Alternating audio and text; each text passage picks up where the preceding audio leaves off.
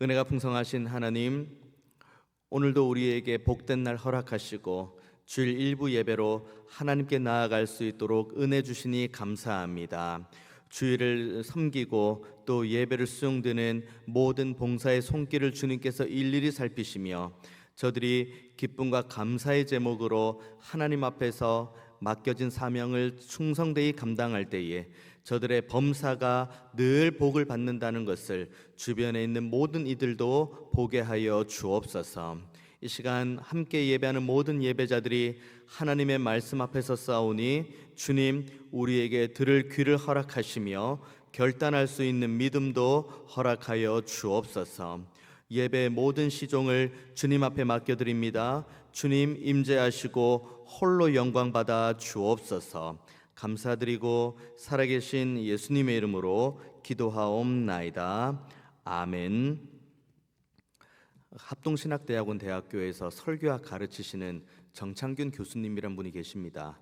그 교수님께서 열왕기 하 18장 말씀, 거기 말씀에 엘리야가 그 얘기합니다. 이스라엘 백성들을 향해서 너희들이 언제까지 바알과 하나님 사이에서 머뭇거리고 있겠냐? 이제 너희들은 선택하라. 이 말씀을 가지고 이제 정창균 교수님께서 이 본문을 가지고 설교를 하시는데 중간에 이런 말씀 주셨습니다. 진정한 신앙 고백의 세 가지 조건이 이와 같습니다. 첫째, 사실에 대한 내용과 그 내용에 대한 인식이 있어야 합니다. 둘째, 자신이 진술하고 있는 그 내용에 대한 개인적인 믿음이 있어야 됩니다. 셋째, 자신이 고백한 내용에 대한 전적인 헌신이 수반되어야 합니다. 그러니까 우리가 오늘도 사도신경으로 신앙을 고백했지만 범사에 우리가 신앙을 고백함에 있어 이 신앙 고백이 하나님 앞에서 온전하게 받아들여지는 요소가 세 가지가 있는데, 내용에 대한 분명한 인식, 그리고 그 내용을 내가 앵무새처럼 말하는 것이 아니라 믿음을 가지고 고백하는 것, 그리고 마지막으로 내가 믿음을 가지고 고백한 대로 살아가는 것, 여기까지가 되어야지 하나님 앞에서 온전한 신앙 고백을 하는 거다. 이 말씀을, 이 본문을 통해서 교수님께서 말씀을 주셨습니다. 결국은 온전한 신앙 고백은 하나님 앞에서 우리의 삶이 완전하게 변화되는 것을 통해서 증거를 삼을 수가 있습니다. 우리가 교회를 다닌다, 우리가 입술로 신앙 고백을 한다, 여기에 머무르지 않습니다. 결국 우리가 하나님의 백성이다, 우리가 하나님을 믿는다, 그리고 하나님 앞에서 신앙의 고백을 한다, 그러면 당연히 수반되어야 되는 것은 우리의 삶의 변화입니다. 도덕적 윤리적인 삶의 변화가 아니라는 건 제가 수차례 말씀을 드렸습니다. 우리의 정체성, 그러니까 우리의 정신, 우리의 영 자체가 완전한 신분의 변화가 되었다는 것을 나 자신뿐만 아니라 주변의 모든 사람들이 알아야 됩니다. 오늘 본문을 보면 귀신이 나옵니다. 그리고 귀신 들린 사람이 나옵니다. 그리고 귀신과 귀신 들린 사람을 바라보는 주변의 마을 사람들이 있습니다. 이 사람들의 말과 행동들을 통해서 참된 신앙 고백을 하는 사람이 누구인가, 그리고 참된 신앙 고백을 하는 사람의 삶은 어떻게 변화되어야 되는가, 이것을 함께 저와 여러분이 오늘 본문을 통해서 함께 묵상하는 은혜의 시간 되기를 원합니다. 제자들이 지금 이 땅을 향해서 가고 있는데 가는 길에 큰 호수에서 광풍을 만납니다. 오늘 저와 여러분이 함께 나눈 본문의 앞단락에 해당됩니다. 광풍을 만났습니다. 제자들은 자고 있는 예수님을 깨우면서 그렇게 이야기합니다. 주여, 우리가 죽겠나이다. 이것이 우리가 읽은 전문에게 나옵니다. 그러자 예수님께서 잠을 깨신 다음에 바람과 물결을 꾸짖으시고, 그렇게 꾸짖으시자마자 바람과 물결이 잔잔해집니다. 그러니까 제자들이 이것이 무슨 일인가 의아해합니다. 그때 25절, 우리가 오늘 본문의 앞절 25절에 이렇게 예수님께서 말씀하십니다. 제자들에게 이르시되 너희 믿음이 어디 있느냐라고 합니다. 지금까지 너희들이 보아온 내용, 지금까지 너희들이 보아온 모습, 이 모든 것을 그러니까 예수님께서 사역하는 모든 가운데 내가 말하는 것, 내가 기적을 베푸는 것, 너희들이 다 보았는데 대체 너희들의 믿음이 어디 있냐는 겁니다. 그 배에 물이 들어오고 광풍이 몰아치니 이들의 고백은 주님 앞에서 겨우 한다는 얘기가 주여 우리가 죽겠나이다, 이거밖에 없는 이 모습을 보고 주님께서 한탄하시면서 제자들에게 책망을 하시는 내용입니다. 그런데 이 본문을 입체적으로 가만히 보면 지금 제자들이 그 풍랑과 광풍을 만나면서까지 가는 곳, 그리고 이들이 만나는 사람은 잘 준비된 사람, 복음으로 새로워지는 사람이 아니라 귀신 들린 사람을 만나러 가는 길에 지금 이 일을 겪습니다. 그러니까 주님께서는 광풍을 만나는 이 호숫가로 가는 이 여정을 통해서 지금 제자들은 자연재해라는 광풍을 만났지만 이제 너희들이 이 호수를 건너가서 만나는 사람은 귀신이라는 광풍 가운데 삼킴을 당한 한 사람을 만나게 될 것인데, 그 사람이 어떻게 되는지를 너희들이 보게 될 것이라는 것을 주님께서 미리 예고편으로 이 본문을 보여주고 있습니다. 자, 그리고 그 어려움 가운데 책망을 받고 드디어 제자들이 도착을 했습니다. 26절 말씀 보면 갈릴리 맞은편에 거라사인의 땅이라는 곳이 나옵니다. 이 거라사인의 땅은 전통적으로 유대인의 땅이라는 평가를 받는다기보다는 이방인의 땅이라고 평가를 받는 곳이 더 많이 있습니다. 돼지떼를 친다는 것만으로도 이 땅이 그 유대인들이 지키는 그 정결 예식과는 상관없는 삶을 산다는 것을 우리가 알 수 있죠. 그때 27절 말씀 보면 예수께서 육체 내리실 때 한 사람이 나옵니다. 그 사람이 어떤 사람이냐면 그 도시 사람으로서 귀신 들린 자 하나가 있습니다. 그러니까 이 사람이 그 마을에서 오랫동안 나고 자란 사람이에요. 그런데 어느 순간 그 사람이 귀신이 들린 겁니다. 귀신 들렸는데 이 사람이 얼마나 귀신 들린 자답게 포악한 삶을 사는지 이 사람의 모든 행태가 20절 후반부에 나오죠. 그 사람은 오래 옷을 입지 아니하며 집에 거하지도 아니하고 무덤 사이에도 거합니다. 그러니까 주변에 있는 같은 마을 사람들이 처음에 이 귀신 들린 사람을 보고 누군가에겐 가족이고 누군가에게는 친구일 텐데 안타까움이 있겠죠. 어쩌다 저렇게 귀신이 들렸을까? 그런데 이 사람의 행위의 포악함 때문에 점점 이 사람이 불편해지기 시작합니다. 그런데 마을 사람들의 입장에서 감사한 것은 이 사람이 도시 안에서 회방을 하는 것이 아니라 계속 광야로 무덤으로 가는 겁니다. 그러니까 불편한 사람이 마을 사람들 입장에서는 치워지니까 마을 사람들 입장에서는 감사한 거죠. 당장 눈앞에 보이지 않으니까. 그러다가 가끔씩 이 사람이 더 큰 포악한 행위를 하니 마을 사람들이 어떻게 합니까? 29절 중반에 괄호 안에 이렇게 되어 있습니다. 귀신이 가끔 그 사람을 붙잡음으로 그를 쇠사슬과 고랑에 매어 지켰으되 그 맨 것을 끊고 귀신에게 몰려 광야로 나갔더라. 얼마나 괴로웠을까요? 일단 귀신 들린 사람은 귀신 들린 사람대로 괴로운 삶을 살고 있습니다. 온 마을 사람들로부터도 쫓겨나고 불편한 사람이 된 겁니다. 그 가운데 예수님께서 이 마을에 들어오신 거예요. 그러자마자 귀신 들린 사람, 더 엄밀히 이야기를 하면 귀신들이 예수님의 발 앞에 무릎을 꿇습니다. 무릎을 꿇고 예수님에게 이렇게 말씀을 합니다. 28절 말씀이죠. 예수를 보고 부르짖으며 그 앞에 엎드려 큰 소리로 불러 이르되 지극히 높으신 하나님의 아들 예수여, 당신이 나와 무슨 상관이 있나이까? 당신께 구하노니 나를 괴롭게 하지 마옵소서. 얼마나 위대한 고백입니까? 이걸 앞뒤 좌우 본문 다 떼고 이 부분만 딱 떼서 보면은 정말 위대한 성인의 고백과도 같을 겁니다. 이보다 더 놀라운 신앙의 고백이 있을까요? 그런데 이 고백을 한 사람은 다름이 아닌 귀신 들린 사람입니다. 그러니까 엄밀히 이야기를 하면 이 고백을 하는 것은 사람이 아니고 복음에 의해서 변화된 사람도 아니고 복음에 의해서 완전히 새로워진 사람도 아니고 귀신이 지금 이 고백을 하고 있습니다. 큰 소리로 부릅니다. 지극히 높으신 하나님의 아들 예수여, 당신이 나와 무슨 상관이 있나이까? 당신께 구하노니 나를 괴롭게 하지 마옵소서. 여기에서 가장 핵심되는 게 뭔지 아십니까? 지극히 높으신 하나님의 아들, 이거는 모두가 다 압니다. 귀신도 알고 하나님도 알고 사람들도 알고 다 압니다. 그런데 이 본문에서 이 전체적인 본문을 끝까지 끌고 갈 핵심적인 메시지가 하나 있는데, 귀신의 말 가운데 그 말이 있습니다. 지극히 높으신 하나님의 아들 예수여, 그 다음 말이 중요합니다. 당신이 나와 무슨 상관이 있나이까? 그러니까 귀신은 고백을 해요. 당신이 하나님의 아들이라는 것을. 그런데 결국 귀신이 말하는 건 그것을 말하고자 하는 것이 아니라 그 다음 말을 하고 싶었던 겁니다. 당신은 나하고 상관이 없다. 이것을 지금 말하고 있는 겁니다. 이것을 가지고 우리가 두 부류를 살펴볼 텐데, 먼저는 마을 사람들의 부류를 한번 살펴보고 그 다음은 이 귀신 들린 사람을 한번 살펴보고자 합니다. 마을 사람들 한번 보겠습니다.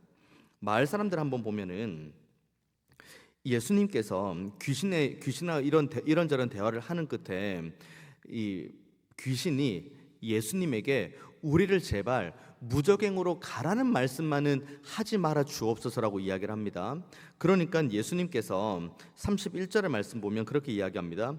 무적행으로 들어가라 하지 마시기를 간구하더니 32절, 마침 그곳에 많은 돼지떼가 산에서 먹고 있는지라 귀신들이 그 돼지에게로 들어가게 허락하심을 간구하니 이에 허락하시니 33절, 귀신들이 그 사람에게서 나와 돼지에게로 들어가니 그 떼가 비탈로 내리달아 호수에 들어가 몰사했다.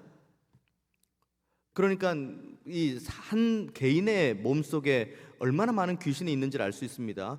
귀신의 이름을 뭐냐고 예수님이 물어보셨을 때 귀신이 자신의 이름을 군대라고 답을 했으니 그만큼의 많은 귀신이 지금 돼지떼에게 들어간 건데, 돼지떼로 들어가자마자 우르르 들어가면서 그 돼지떼가 그 호수로 들어가 몰수하는 장면이 나옵니다.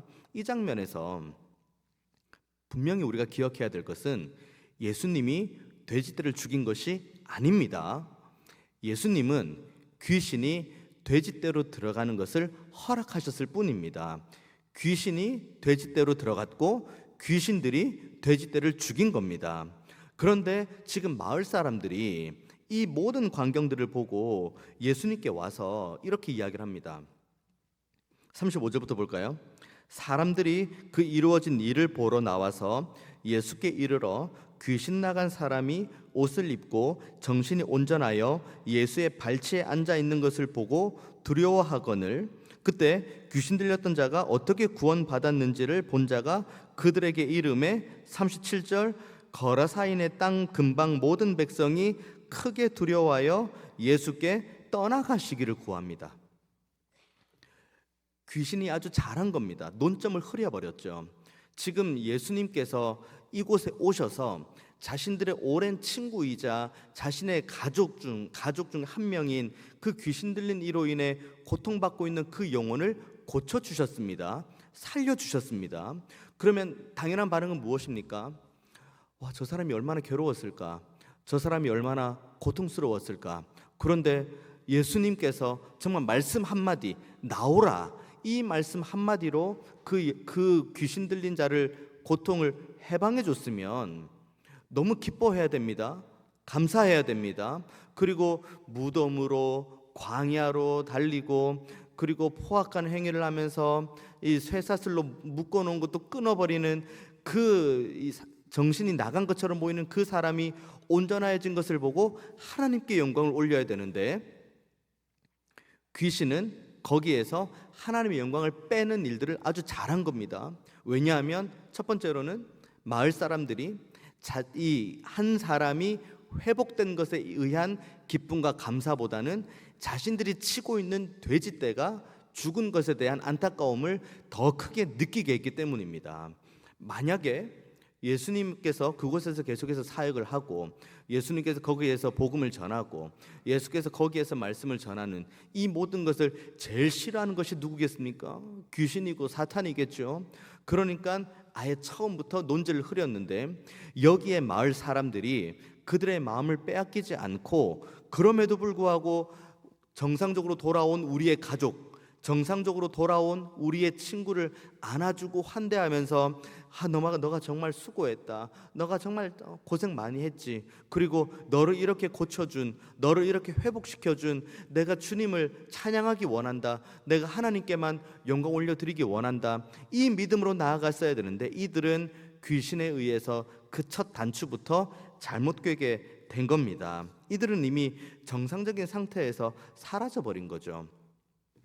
귀신이, 사탄이 예수님께 했던 말, 지극히 높으신 하나님의 아들 예수여, 그 다음 했던 말, 당신이 나와 무슨 상관이 있나이까, 이것을 지금 온 몸으로 보여주고 있는 사람들이 마을 동네 사람들입니다. 누가 귀신에 들려있든 그것이 나와 무슨 상관이 있으며, 누가 귀신에서 해방되든 그것이 나와 무슨 상관이 있으며, 하나님의 복음이 전해지든 말든 그것이 내 먹고 사는 것과 무슨 상관이 있으며, 내가 살고 내가 이렇게 지내는데 하나님께서 지금 나와 무슨 상관이 있으며, 지금 이것을 삶으로 증명해 주는 사람이 여기 본문에 있는 마을 사람들입니다. 그리스도인으로 살아가는 가운데, 그러니까 하나님의 백성으로 살아가는 가운데 불편한 일 많이 겪죠. 불편한 사람들 많이 만납니다. 우리를 향해서 박수를 쳐주고 우리를 향해서 응원해주는 사람들보다 우리를 향해서 모독하고 지탄하고 그리고 뒤에서 수군거리는 사람들이 훨씬 많이 있습니다. 우리가 하나님의 말씀대로 살아간다면요, 그러면 우리는 이 모든 불편한 상황과 불편한 환경을 만나고 그리고 불편한 사람들을 만나게 되는데, 그 불편한 사람과 불편한 상황 가운데에서 우리가 어떻게 대처하느냐가 지극히 높으신 하나님의 아들이여 라고 고백하는 믿음으로 살아가는 것과, 아니면 당신이 나와 무슨 상관이 있나이까 라고 말하는 것과 똑같은 삶을 살아가는 겁니다.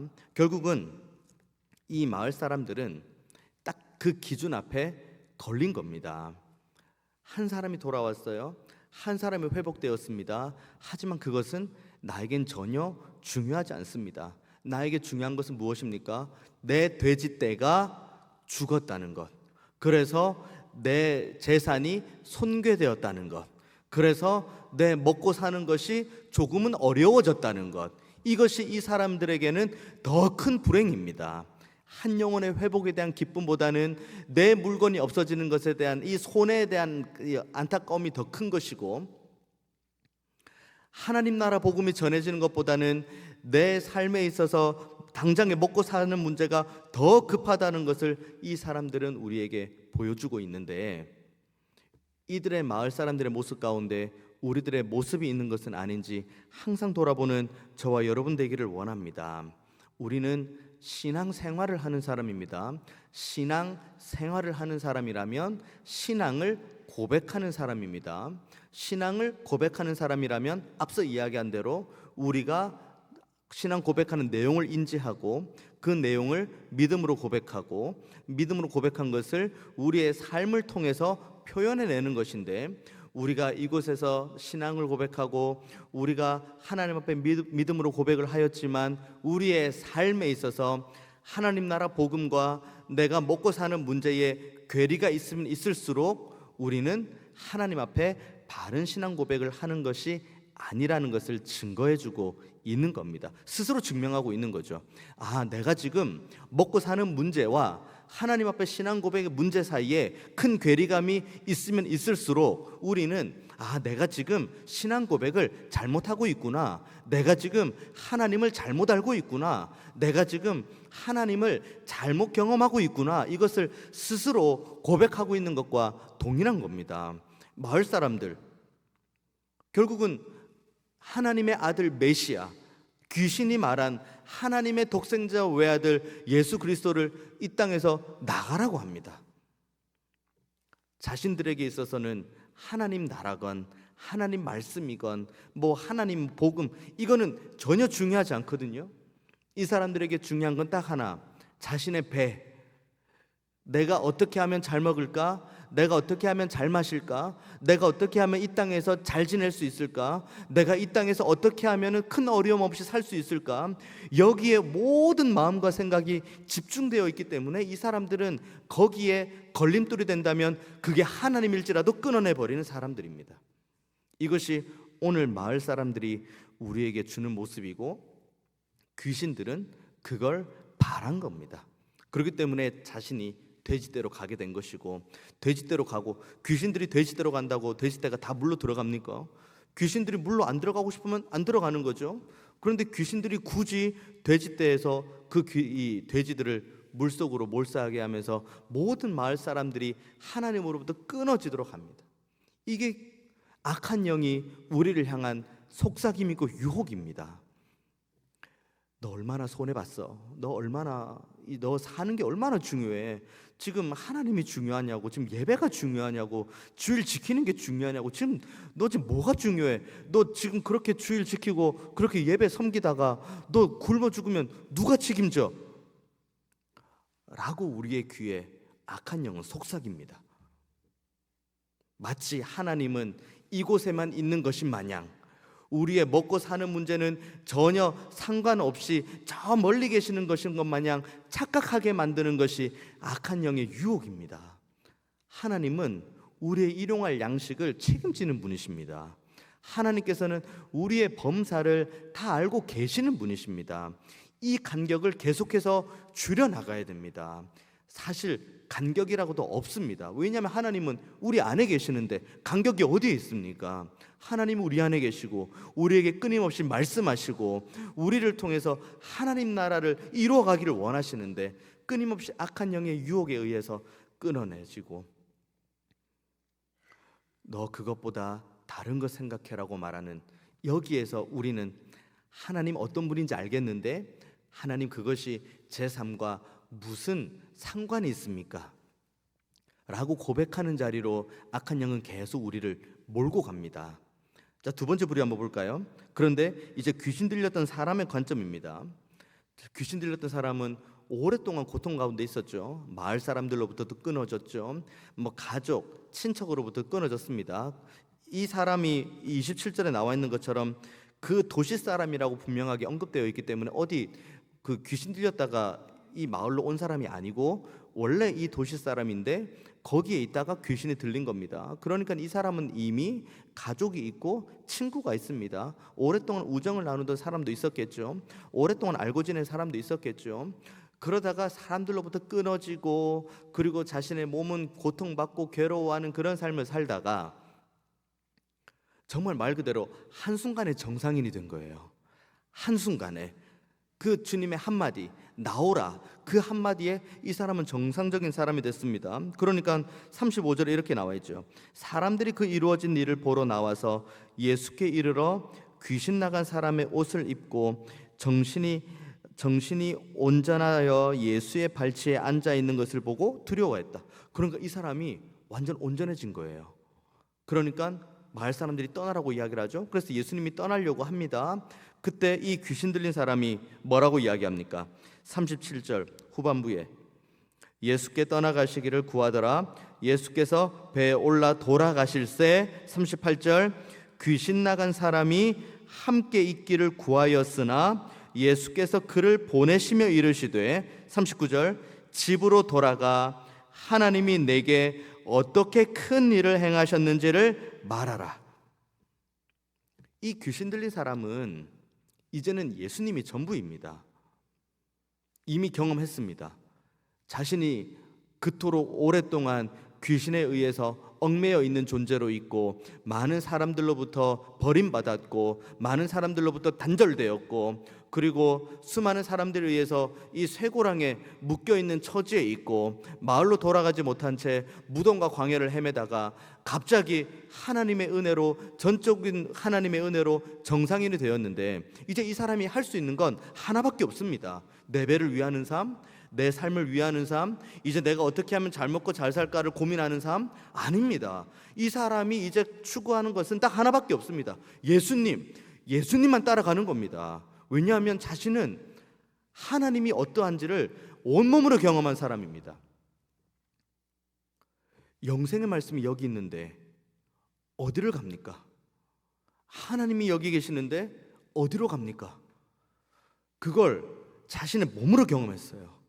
완전히 정상인이 되었습니다. 완전히 자유한 사람, 완전히 하나님의 은혜로 변화된 사람이 되었는데, 그럼 이 사람은 마을로 돌아갈 것도 아니고 가족, 친척, 이웃, 친구 다 필요 없습니다. 이 사람은 오직 예수님밖에 없는 거예요. 그래서 사람들이 예수님을 보고 가십시오.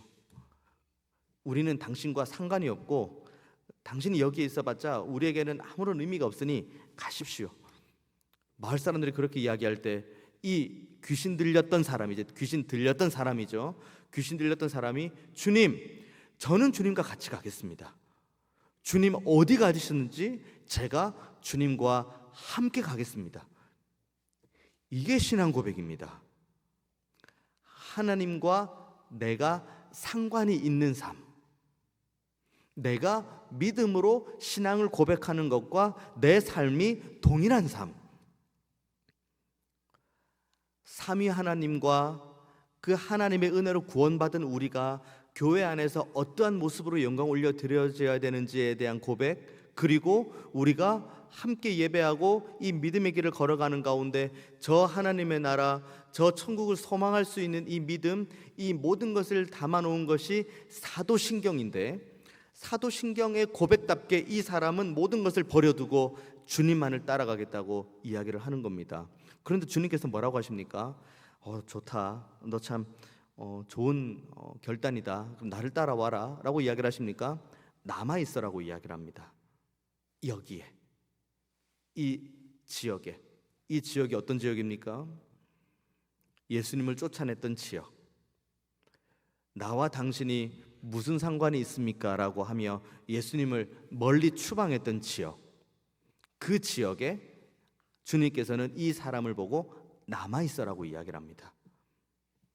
이 사람이 여기 남아있는 게 쉬웠을까요? 사람들의 편견이라는 게 있습니다. 저 사람은 저랬지, 저 사람은 귀신 들린 사람이었지, 또 저 사람은 또 언제 어떻게 될지 모르지, 뭐 어떤 것도 벌어지지 않았는데 사람의 편견이 그만큼 무섭습니다. 그리고 또 하나의 편견, 저 사람으로 인해서 내 돼지 몇 마리가 호수에 떠내려가서 죽었지, 그런데 왜 저기 남아있는 거야? 또 뭐 예수님을 따라가든지 뭘 하든지 알아서 하지, 왜 저 얼굴 뻔뻔하게 남아있는 거야? 그게 지금 이 마을에 남아있어야 될 이 사람의 이후의 삶의 모습일 겁니다. 그런데 이 사람은 주님의 말씀대로 남습니다. 남는데 남아서 뭘 합니까? 39절 말씀, 집으로 돌아가 하나님이 내게 어떻게 큰 일을 행하셨는지를 말하라 하시니, 그가 가서 예수께서 자기에게 어떻게 큰 일을 행하셨는지를 온 성내에 전파한다.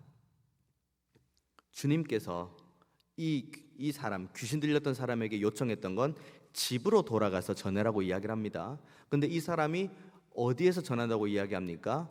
온 성내에서 전한다고 이야기합니다. 어떻게 안전할 수가 있습니까?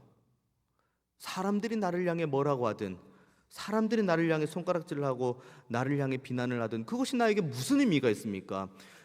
어쩌면 이 사람만큼 이제 이 지금 남아있는 이 집과 성에서 살아가는 것만큼 불편한 상황은 없을 겁니다. 불편한 사람들도 주변에 수많은 사람들이 있습니다. 하지만 이 사람에게는 그것이 전혀 중요하지 않습니다. 왜요? 이 사람은 이미 살아계신 주님을 만나버렸거든요.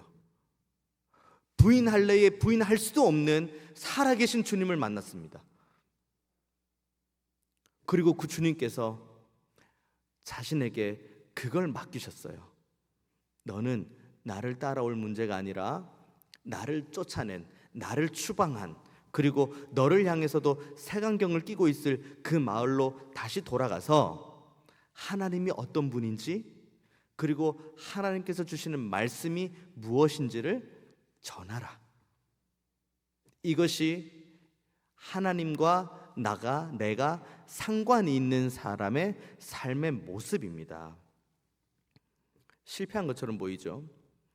여기까지 제자들과 예수님이 올 때 무슨 일이 있었습니까? 광풍 만났죠. 우리가 죽게 되었나이다, 뭐 그런 이야기 듣죠. 믿음으로 책망받죠. 그리고 그 가운데 결국 예수님께서 행하신 사역은 딱 하나, 귀신 들린 사람을 고친 것, 딱 그 한 사람 고쳤습니다. 그리고 결과가 무엇입니까? 사람들에게 환대받고 칭찬받고 인정받았습니까? 추방당했죠. 쫓겨났죠. 그런데 이 사역은 절대로 실패한 사역이 아닙니다. 한 영혼이 하나님을 온전히 만났거든요. 그리고 온 성내에 남아서 하나님이 얼마나 큰 분인지, 하나님께서 얼마나 큰 일을 행하셨는지를 온 천하에 전하는 그 한 사람이 있거든요. 오늘 설교 초두에 이야기한 대로 신앙의 고백을 온전하게 한 사람이 지금 이 마을에 남아있기 때문에 이 사역은 성공한 사역이고 실패한 사역이 아닙니다. 우리의 삶도 마찬가지입니다.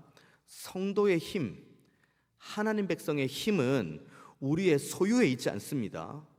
우리의 명성에 있지 않고 우리의 지위에 있지 않고 우리의 신앙의 연조에 있지 않습니다. 참된 성도의 힘, 하나님 백성의 힘은 신앙 고백에 있습니다. 참된 신앙 고백, 하나님이 누구신지를 아는 것, 하나님이 누구신지를 믿음으로 고백하는 것, 하나님이 누구신지를 믿음으로 고백하는 것만큼 우리의 삶으로 살아내는 것, 이것이 온전한 신앙 고백이요, 이와 같은 신앙 고백으로 하나님 백성이 살아갈 때 그 삶은 하나님께서 책임져 주시는 삶이기 때문에 그 삶은 힘이 있는 삶, 성도의 힘, 하나님 백성이 가질 수 있는 유일한 힘이라고 말할 수가 있습니다. 우리들 중에 혹 누군가가 하나님과 상관없는 자리에 있다면 하나님과 상관 있는 자리로 돌아오는 은혜가 있기를 원합니다. 우리가 하나님 앞에서 신실한 신앙 고백을 하였지만 우리의 삶과의 괴리가 있다면 우리가 입술로 신앙 고백을 믿음으로 한 대로 우리의 삶 속에서도 신앙 고백답게 살아가는 삶으로 돌아오는 저와 여러분 되기를 원합니다. 하나님은 동에서 서가 먼 것처럼 우리와 하나님 사이가 멀리 있지 않습니다. 논점을 흐리고 하나님을 멀리 있는 것처럼 말하는 악한 영의 속삭임에 속지 마십시오. 하나님은 우리와 함께 하십니다. 하나님은 지금도 살아계십니다. 그리고 지금도 우리에게 말씀하십니다. 그리고 이 말씀대로 우리가 믿음으로 고백을 하고 순종을 할 때 하나님께서 우리의 삶을 책임지시고 일용할 양식을 채워주시며 우리의 범사를 붙들어 주실 줄로 믿습니다. 떠나오십시오. 믿음 없는 자리, 신앙 고백과 상관없는 자리에 있다면 거기를 박차고 일어나 떠나십시오. 그리고 하나님의 은혜가 있는 곳, 참된 신앙 고백이 있는 곳, 하나님과 내가 상관이 있는 자리로 돌아오십시오. 그 가운데에서 하나님께서 지금도 우리를 따뜻하게 안으시고 살아계시는 그 하나님의 놀라운 은혜로 우리의 삶을 보존해 가시는 하나님의 놀라운 능력을 경험하는 저와 여러분 모두가 되시기를 주님의 이름으로 축원드리겠습니다. 기도하겠습니다. 은혜가 풍성하신 하나님, 오늘도 우리에게 새로운 날을 허락하시고 믿음을 가지고 한 걸음 전진할 수 있도록 은혜 주시니 감사합니다. 하나님과 상관없는 자리, 신앙 고백과 삶의 괴리가 있는 자리에서 떠나게 하시고 하나님을 온전하게 고백하고 살아계신 하나님과 동행하기로 결단하는 믿음을 허락하여 주옵소서. 지금도 우리와 함께 하시며 우리의 삶을 붙드시는 하나님만 온전하게 바라보며 그 하나님께만 영광 올려드리는 삶을 살아갈 때에 우리의 삶을 지키시고 일용할 양식을 주시는 하나님의 은혜를 경험케 하여 주옵소서. 감사드리고 살아계신 예수님의 이름으로 기도하옵나이다. 아멘.